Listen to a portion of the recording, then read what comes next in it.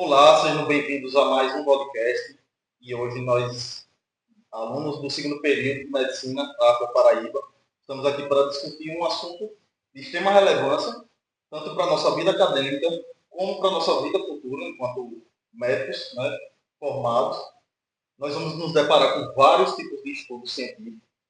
E para, obviamente, a gente conseguir dosar, conseguir entender a confiabilidade desses estudos e como ele vai ser aplicado para as realidades, né, em que nós vamos aplicar algum tipo de estudo à nossa prática diária, nós trouxemos alguns tipos de estudo que vão nos dar essa noção de como eles são importantes, qual a relevância, qual o objetivo desses tipos de estudo, caso controle, corpo, transversal e ecológico.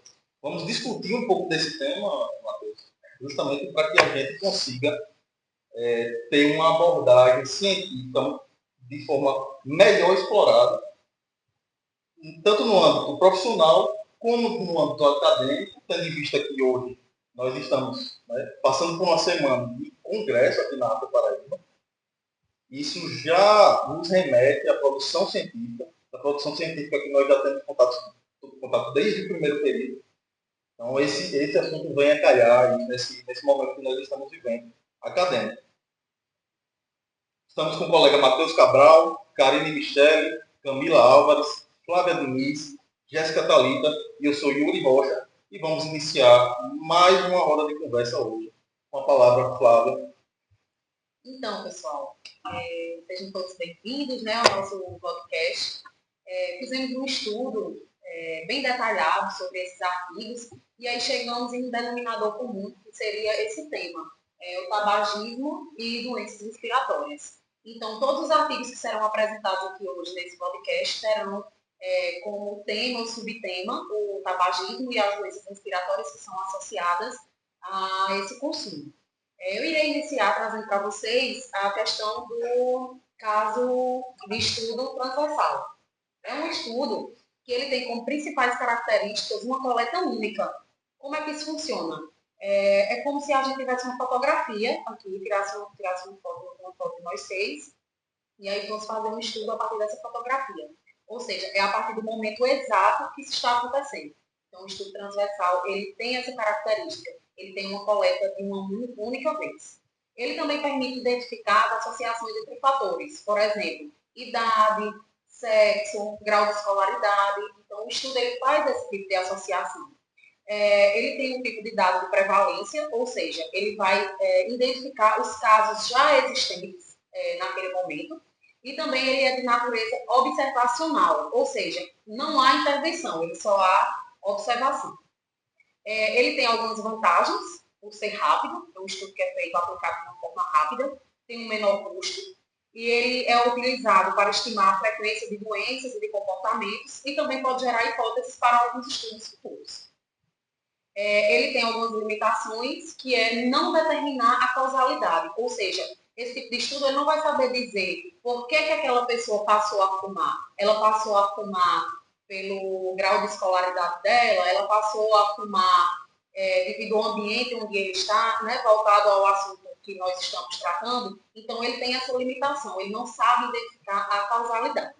Então, para esse estudo, eu selecionei um artigo que é até da base Cielo, que eu acho que é de conhecimento de todos, né, a base Cielo. E aí o título do artigo é Prevalência do tabagismo em adultos residentes nas capitais dos estados e no Distrito Federal.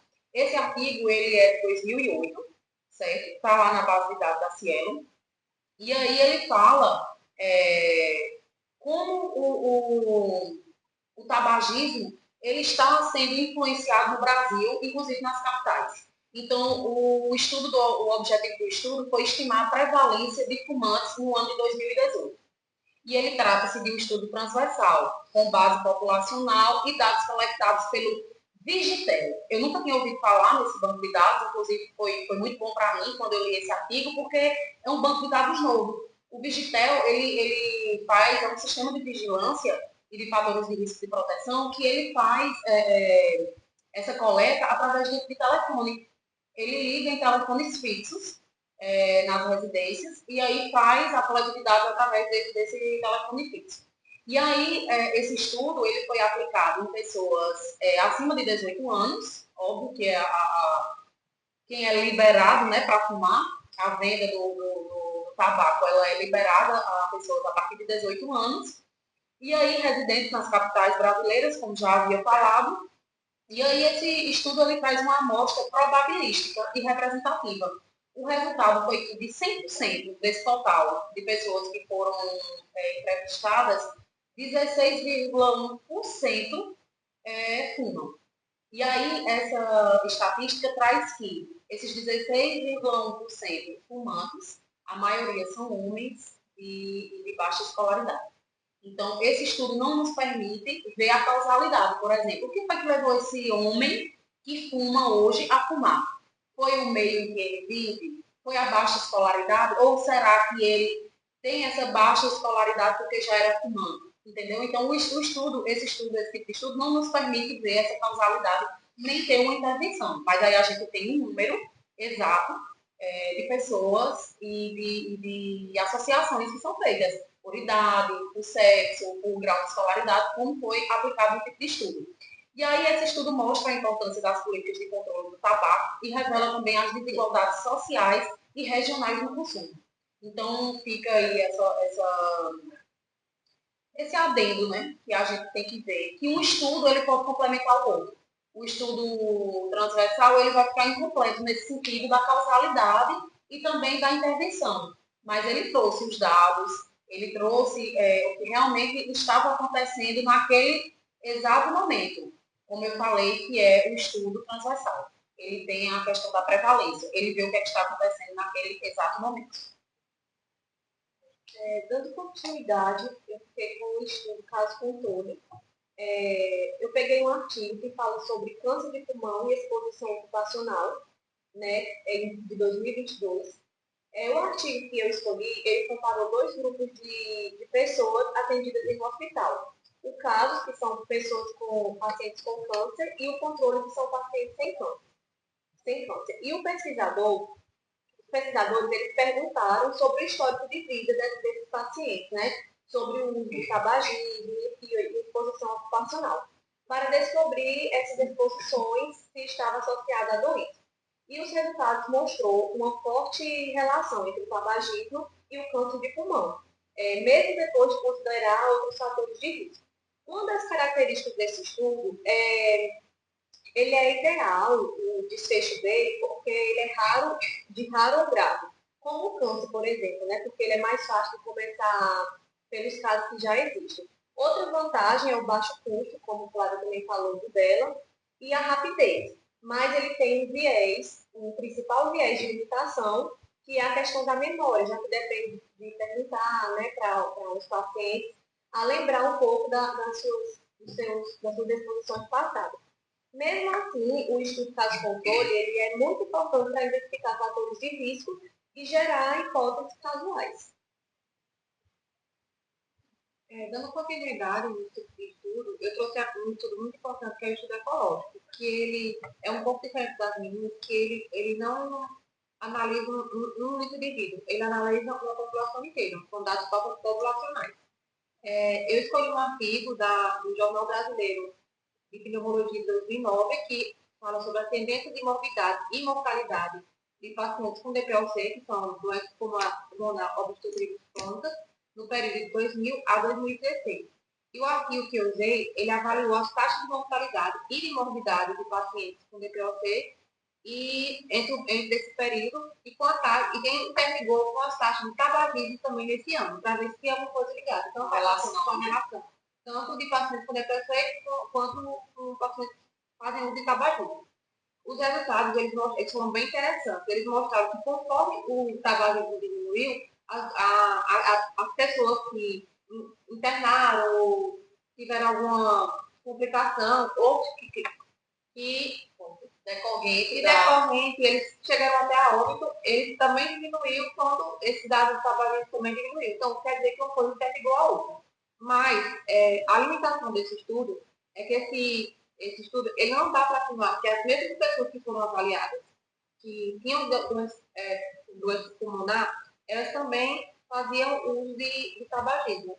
Porque elas pegavam uma só população. Aí eles não conseguiram identificar que todas as populações, a população que foi identificada, era dos dois dados, tanto de tabagismo quanto de DPOC.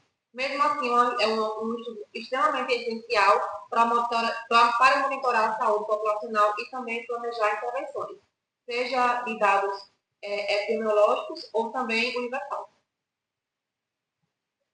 Então, para dar continuidade ao estudo de corte, eu selecionei um artigo que ele fala da qualidade de vida, ansiedade e depressão, após um programa de cessação do tabagismo, que isto é um estudo de corte prospectivo.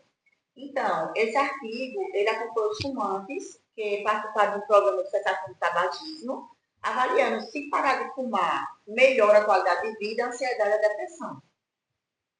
Então, esse tipo de estudo, ele acompanha as mesmas pessoas durante assim, o longo do tempo.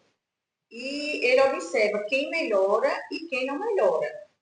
No entanto, os resultados eles mostram que os participantes conseguiram parar de fumar, eles apresentaram melhora significativa na qualidade de vida, na redução dos sintomas, da ansiedade, da depressão. Mas ele também tem algumas limitações, né? Porque tem um alto custo esse estudo. E aquelas pessoas, e como é num lapso temporal, de muito tempo, pode haver perda, né, do segmento das pessoas que foram acompanhadas. E a principal vontade desse estudo é que ele permite ver a sequência temporal, né? Ou seja, primeiro na exposição, parar ou não parar de fumar. E depois no desfecho, a melhora da saúde. Então, agora eu vou falar um pouquinho sobre o STROBE, né? Que é uma sigla em inglês que significa Strengthening the Reporting of Observational Studies in Epidemiology. Eita, como ele tá chique, ó. O inglês está em dia. O inglês está em dia. Em português, fica mais ou menos fortalecendo o relato de estudos observacionais em epidemiologia. Basicamente, ele não é um tipo de estudo, né? Ele é um guia, ele é um checklist. E o foco dele praticamente é manter um padrão entre os estudos observacionais. Então, assim, ter uma clareza, manter um padrão para ter clareza, para que as pessoas tenham uma didática quando for estudar, quando for, né, consultar aqueles estudos. Critério e avaliação. Exatamente. Critério para confecção e avaliação de um determinado. Exatamente. É critério de confecção, né, de como ser feito e facilita na avaliação, porque existe um padrão a ser seguido. Então a pessoa fica mais fácil de entender, até de entender, né? Até o entendimento fica bem mais fácil. Ele é dividido em mais ou menos 22 itens, né? São 22 itens obrigatórios considerados no estudo. Eu vou falar aqui alguns dos principais. Título e resumo, introdução, métodos, inclusive métodos é considerada a parte mais importante do estudo, né? Que ele tanto vai guiar a parte do desenho do estudo, o que é que aquele estudo está querendo dizer com aquilo, participante, variáveis, fontes, métodos, procedimentos, tudo isso dentro dos métodos. Resultados é outra parte importantíssima, né? Afinal de contas, todo estudo ele tem que ter um resultado final. Né? Dialoga muito com esse tema, né? Tipo de estudo. Exatamente, está diretamente ligado porque todo estudo aqui ele usa o estudo para ser confeccionado e, consequentemente, para ser analisado, né? Para ser estudado. Você vai falar aqui, Yuri vai falar aqui um pouco mais, né? Yuri Rocha vai falar aqui um pouco mais. Esses 4 artigos, eu também tive a oportunidade de dar uma avaliada, usando como parâmetro esse estudo, e eu vi que tem alguns pontos em comum, né? Inclusive, em relação à estrutura científica que você abordou, né? Tem uma sigla chamada NIHAD. Introdução, método, resultado e discussão. Em resumo, é isso. Essa estrutura, ela é abordada, né, pelo estudo. Ela vai desenhar, como você bem falou, né? Vai desenhar uma estrutura. E aí, dentro desses artigos, foi possível perceber que eles contemplam boa parte do que o índice Strobe ele espelha como resultado para que aquele estudo seja de fato tenha uma confiabilidade, né, na sua confecção. Ponto comum entre eles: clareza do delineamento do tema, uso de medidas estatísticas também, com confiabilidade, a descrição da população que foi estudada, que isso é abordado por um dos itens, né, do checklist, a coerência entre os objetivos, métodos e conclusões, e todos também mencionaram a questão da comprovação ética, que isso é também uma parte muito Os importante. pontos, né, que eu... Tanto a aprovação técnica como o uso da linguagem, né, epidemiológica, adequada a cada caso. Agora, tiveram algumas divergências, que são incomuns, inclusive, desses artigos, e aí vocês conseguiram abordar um pouquinho aí de cada um desses problemas, vamos dizer assim. As desvantagens, né? Vantagens desses tipos de estudo. E, por exemplo, a falta de um cálculo formal para se chegar a uma determinada amostragem. Né? O resultado mesmo, né? Mais fiel. Exato. E aí, para isso, é necessário o autor ele expor qual foi esse cálculo, né, para que o leitor tenha conhecimento e entenda como é que foi como foi feita a perspectiva daquele estudo. Teve uma discussão também superficial acerca desses vieses. Então, esses estudos eles não abordam de uma forma tão exploratória, vamos dizer assim, esses vieses, né? Não deixa tão claro esses vieses. Ele falta também um pouco de detalhamento sobre as perdas, sobre as recusas. Por exemplo, o caso do artigo que o Flávio tratou, né? Que trata de estudo transversal, faltou muito abordar essa questão das recusas. Por que foi perdido aquele dado? Como é que foi perdido? Né? Por qual razão? Não é possível chegar através desse tipo de estudo. Claro que o estudo, isso aí é uma característica do tipo de estudo transversal, ele, na sua maioria das vezes ele vai tentar corrigir esses viéses de seleção, né? Ele consegue ponderar de forma melhorada a questão estatística. E aí, para focar, né, o índice Strobe, para exemplificar de maneira mais completa, eu foquei nesse artigo, Flávio, e foi possível perceber, foi possível tomar nota que tanto o título como o resumo atende os itens, atende perfeitamente. Ele é bem estruturado, ele diz o que é que foi estudado, ele fala quem foi estudado, ele fala onde e como. Então, tem uma clareza lá, inclusive desde o resumo, isso também é preconizado pelo índice. Desde o resumo a gente já tem uma estrutura de objetivos, método, resultados e conclusões, né? Tudo ali já na introdução, de forma bilíngue, né? Tanto no português como no inglês, isso também é preconizado. E o que é que tratando especificamente da introdução, né? Ele vai explicar por que aquele tema é importante. Isso é de relevância. O que já se sabe sobre eles também é abordado atualmente. Além de contextualizar também, né, o problema. Tanto a nível nacional como a nível internacional. E aí, para isso foi utilizado também, para chegar nessa montagem, foi utilizado esse método, né, o Digitel, que é um instrumento bem interessante, ele é um instrumento criado em 2006, né, pelo Ministério da Saúde. Ele vai apresentar alguns viés que eu vou trazer mais para frente, mas o objetivo desse Digitel é questionar mesmo, pesquisar hábitos de vida da população. Então, alimentação, exercício, se pratica exercício, não pratica, tabagista, né? Se a pessoa tem ingere bebida alcoólica, perfil de doenças crônicas. Então, esse Vigitel, ele, inclusive, por ter essa abrangência, ele está dentro do esperado no IC 95%, que é o intervalo de confiança, né? Basicamente uma faixa de valor em que aqueles resultados provavelmente vão estar. Então, ele, por exemplo, se no estudo lá ele diz que 16% dos brasileiros fumam, com o intervalo de confiança em 95%, que varia aí com o erro amostrado de 2%, então ele tem uma alta confiabilidade. O que é que isso quer dizer? O que é que esse 95% que está presente nesse estudo e é comum aos demais? E aquele valor real, ele está naquele valor estabelecido, naquele valor escrito, com 95% de certeza. Né? Então, isso aí é de relevância para esse tipo de estudo que a gente tem visto, e ainda mais diante de um tema tão importante que é saúde. Né?